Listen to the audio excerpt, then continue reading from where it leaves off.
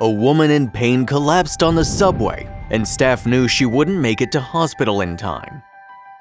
The London Underground train network, affectionately known as the Tube, snakes deep beneath the capital of the United Kingdom, carrying up to 5 million riders each day.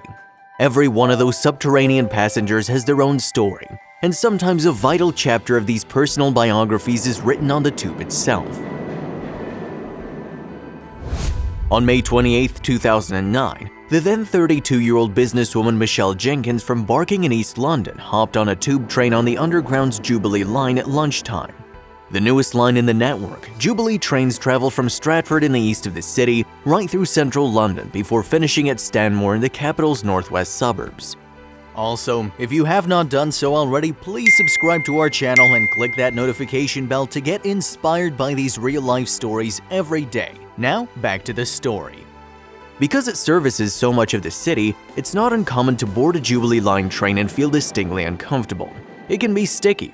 On a hot summer's day, it can even feel warmer underground. And it can be overcrowded. During rush hour, commuters squeeze in to make sure to reach the office on time, or home as soon as they can. However, Jenkins felt an entirely different level of discomfort on that day in spring 2009.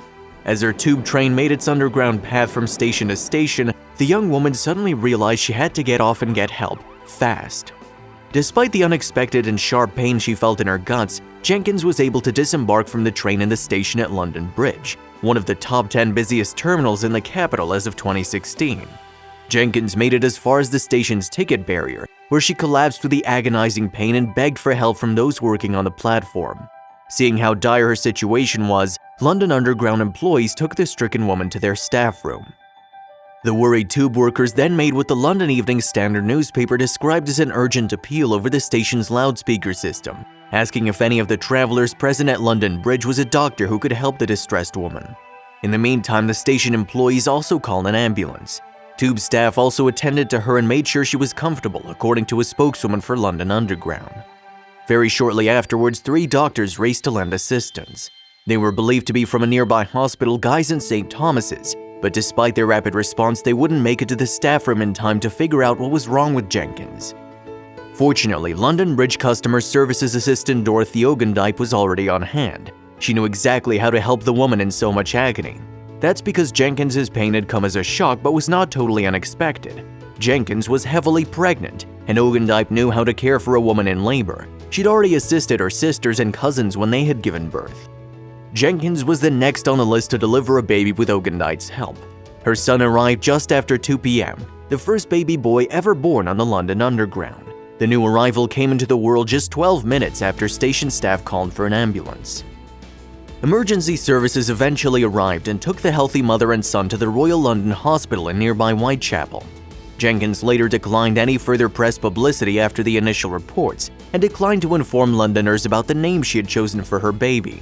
Although Jenkins's son was the first boy ever born on the tube, he wasn't the first baby delivered on the network. Marie Cordery, born in 1924, has the distinction of being the first recorded birth on the London Underground. She first said hello to the world at the Elephant and Castle station in the south of the city. It would be a wait of more than 80 years before another new arrival came along the tube on December 19, 2008. Like Jenkins, Julia Kowalska was riding the Jubilee line when she felt her waters break, a telltale sign of the start of labor. Fortunately, Kowalska was riding with her sister, who helped her off the train at Kingsbury Station in the northwest of the capital. Kowalska went into labor on the station's platform and also, like Jenkins, was moved to a staff room to make her more comfortable before an ambulance arrived. Again, like Jenkins, Kowalska's baby couldn't wait. Attending paramedics decided to deliver the healthy baby girl right there at the station because they felt there was not enough time to get the mom to be safely to hospital. Since Jenkins' happy arrival, a second baby boy's been born at London Bridge Station. Press reported that an unnamed woman went into labor on an overground southeastern commuter train on Thursday, April 27, 2017. The mom-to-be realized that her son was coming while riding the train just before the evening rush hour. She was helped onto the platform at London Bridge, where station staff responded to her urgent need for medical attention right away. Again, the public address cry went up, and an off-duty doctor was able to safely deliver the baby before paramedics could arrive at the scene. Dean Parsons, an information assistant for Southeastern Railway, told the London Evening Standard, "It's always amazing how quickly doctors and nurses will always respond to announcements. They're fabulous." A man procured a blanket from a nearby shop to make sure the new mom and son were as comfortable as possible, with London Bridge Station employees relieved that the delivery had gone well. With yet another healthy baby born that day on the capital's rail network, staff prove they have just what it takes to help just about any passenger in distress, even those whose lives are about to change forever. If you liked the video, please give it a thumbs up and consider sharing it with someone who may find it interesting. Thanks for watching, and I'll see you in the next video.